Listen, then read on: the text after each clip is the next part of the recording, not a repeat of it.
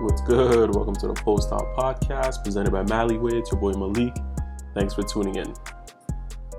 So the Raptors, they won 3 in a row. They're 10-12. They moved up in the standings, so right now they're sitting at the 7th seed. That's crazy. First and foremost, I gotta apologize to my squad because, I was on the bandwagon. Obviously I knew it wasn't realistic, but I was on the bandwagon to try to get Jalen Green. My boy Cade Cunningham. This draft had me excited for a second, but obviously the Raptors are a little too talented. I don't even know if they're probably not going to finish in the top, in the bottom 10 of the league or in the Eastern Conference. So that was wishful thinking. But tonight they were playing the Brooklyn Nets. The Raptors won, obviously, 123 to 117. Now, this game was all kind of crazy, man. This game was exciting. A lot was going on in terms of, refereeing, in terms of COVID protocol. The Raptors, choosing this game to bring out their championship heart. Norman Powell starting. OG Anunoby was out. Let's break everything down, man, because this was an exciting game. The big three was kind of there. But yeah, let's break this down. Let's see what happened there. But yeah, first and foremost, man, it's Super Bowl weekend. It's crazy, bro. Kansas City Chiefs versus obviously the Tampa Bay Buccaneers, bro. So technically this, the Super Bowl is in our hometown, for Raptors fans. The Raptors fans are Tampa Bay residents for this year. So it's crazy, man. It's crazy that the Raptors had to be on a mini road trip for that because I don't even know why they did that. Maybe it's because they needed some capacity. The football game's not being played at the Amalie Arena, so I don't really know if if it was coincidence or if they wanted the Raptors to be on a road trip. If I was on a Raptors team, I'd be cheesed because I was expecting that we would be playing, and once we're done with the game, you could have your family out there, enjoy the Super Bowl. But unfortunately, the Raptors are on a road trip. They played at Brooklyn tonight. That was a good game. Like I said, we're going to break this down in a second. But then they're flying out to Atlanta, Memphis, Washington, Boston, and then the next time they're back in Tampa Bay will be like February 14 when they're facing the Minnesota Timberwolves. So that's crazy, man. We had a temporary home in Tampa Bay, and we can't even enjoy the Super Bowl. I mean, I'm not even sure they could have gotten in. There's probably going to be a lot of COVID protocol, but it would have been nice if they were in Tampa Bay, right? They could have been enjoying that. But Super Bowl weekend, man, started off with fireworks. Obviously, the Raptors, like I said, was in Brooklyn. This game was highly anticipated. The big three. This is Kevin Durant's first time facing the Raptors since the finals 2019 when he tore his Achilles. Everybody was making excuses. I mean, you know how it goes. The Raptors, they had something to prove. They came out with the same defensive intensity. The Raptors' defense was, they were lock and loaded tonight, man. From the jump, from the first quarter, they were up in the Brooklyn Net players. Kevin Durant obviously didn't start the game. It was reported that he came into contact with somebody who had an inconclusive positive test, or inconclusive COVID test, rather. And that's the reason why they didn't let him start. But, which is crazy about that is, he came back, maybe 3 to 4 minutes into the game. They let him came back because they said that Kevin Durant had tested negative 3 times throughout the day. And then somehow they got a negative test for that person who was first inconclusive. So, first of all, this doesn't even sound right because something's wrong with here. But if somebody has an inconclusive test, you shouldn't even be putting, if you're going to do contact tracing on Kevin Durant, you shouldn't be putting the rest of the team in jeopardy. So something tells me that, these guys really wanted to play this game. I don't know if it's because it's the Raptors. Kevin Durant has something to prove. But, he got his ass locked up. He came, he played 19 minutes. This is like the second time in his career that Kevin Durant never scored more than 10 points. The first time was a couple years back when he got injured. So that's understandable. He got injured like 1 minute into the game. So that's understandable that he didn't score more than 10 points. But in this game, he came pretty early in the first, and he played all the way through to the third. Like I think at the 9th minute mark in the third was when they told him, oh, the person he came in contact with actually tested positive, so they had to kick him out. So 19 minutes is still a decent amount of minutes for a superstar. You should be able to score double figures, and I mean he scored 8 points. So for all the haters out there that were saying that if Kevin Durant was in a game, in Game 5 of the finals, we would have lost or blah blah blah, or we would have lost the series altogether. There you go, man. That's what I've been telling you. If you can never if you let the coach game plan against you, and if your team's locked in on your superstar, doesn't matter how great you are. These guys are all NBA players. They all get paid. Kevin Durant, to be honest, the Raptors played good defense. James Harden at the end of the game said that they were kind of thrown off because KD was in and out. They were a little confused, kind of killed the rhythm. But at the end of the day, you guys have 3 Hall of Famers, man. Like we can't be hearing that type of excuse. The Raptors, they came to play. The Nets didn't. So I'm gonna leave it at that, man. But yeah, if you look at the box score, it's crazy, man. Lowry played 37 minutes. Van Fleet 38. By the way, the starting lineup was Lowry, Van Fleet, Norman Powell, Siakam, and Aaron Baines. Everybody played over 30 minutes except Baines, obviously, because Baines is there for his physicality, his rebounding abilities. But again, we're almost 20 games into the season. He still hasn't really shown that he could effectively work the pick and roll with Lowry. Lowry sets Baines up a lot of time, and then Baines just, I don't know what he does, man. When he catches the ball, like he's not even trying to pull a decent move. I think he flings it into the basket, but they're gonna have to work on that. At least he's getting better at rebounding and positioning, so that's good for Aaron Baines. So he played 17 minutes, but Pascal looked, he was in his bags tonight, man. Pascal, I think he's watching films. He's realizing that he's not that good of a shooter, which is pretty much what I've been saying the whole season. I've been saying that since last year. Last year, he was feeling himself because, guys, we still had the veteran guys, right? We still had Ibaka. We still had, Marc Gasol. So they were kind of empowering him to shoot. And then I feel like this year he started off trying to take way too many threes, way too many long jumpers. This game, he looks like he went into the study room. Every possession he was looking for mismatch, going in the paint, hitting them with, post up, layups.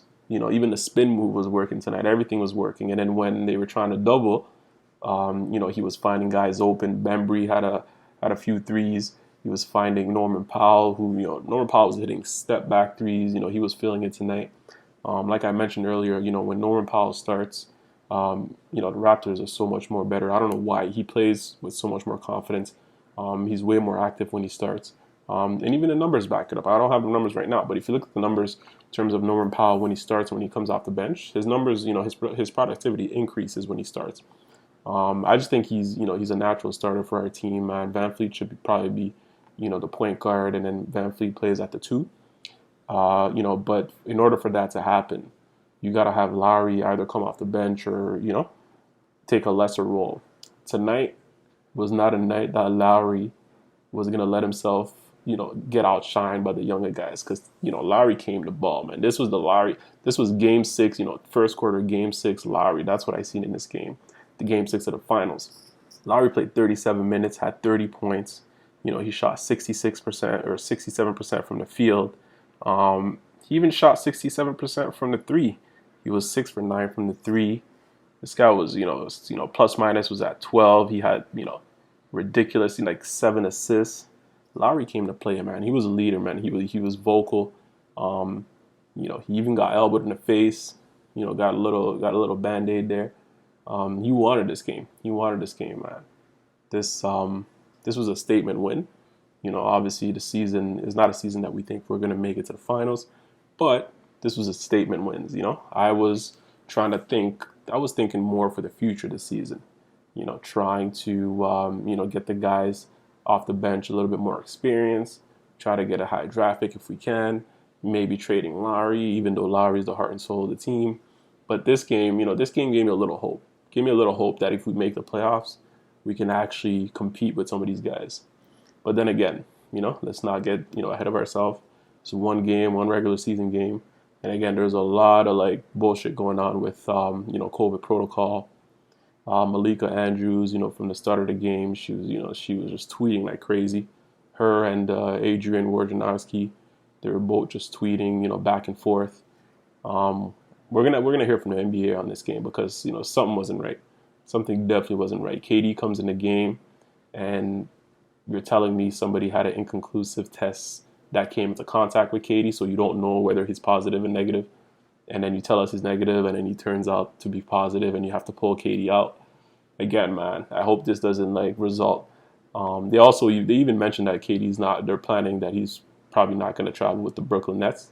So, it's worrying. It makes it seem like maybe the next Raptors game is probably going to be postponed now because they're probably going to have to do contact tracing on everybody who was on the court. But that's the year we're living in right now, man, with the pandemic. It's crazy out there. The Brooklyn Nets should have just done a better job, just I guess not playing. If they knew it was going to cause this much trouble, I think he was better off probably not playing this game. But yeah, as far as the Raptors, man, they were in their bags, man. Like I said, Siakam, 33 and 11, 6 assists. This guy, one block. This guy shot 52% from the field. He was 0 for 2 from 3, obviously, but at least he only took 2 threes, right? So he, like I said, he dominated in the paint, plus 20 points in the paint, and he shot 9 for 10 from the free throw line, so 90%. Siakam, this was a dominant, in my opinion, a dominant Siakam game. If he can produce like this consistently, if he could find a spot like this consistently and against greater defenders, the Brooklyn Nets, their defense is questionable. Everybody's been, roasting them on their defense. But, if Siakam can do this against, tougher competition, it's going to be really impressive. That's going to be really impressive. On the Brooklyn Nets part, like I said earlier, man, Kyrie Irving, that was a weird game for Kyrie because he had 15 points, shot pretty good, 6 for 12. But in the fourth quarter, I don't even think he scored a point. So he got locked down there. Their teammates were shooting well. They were creating for their teammates, obviously.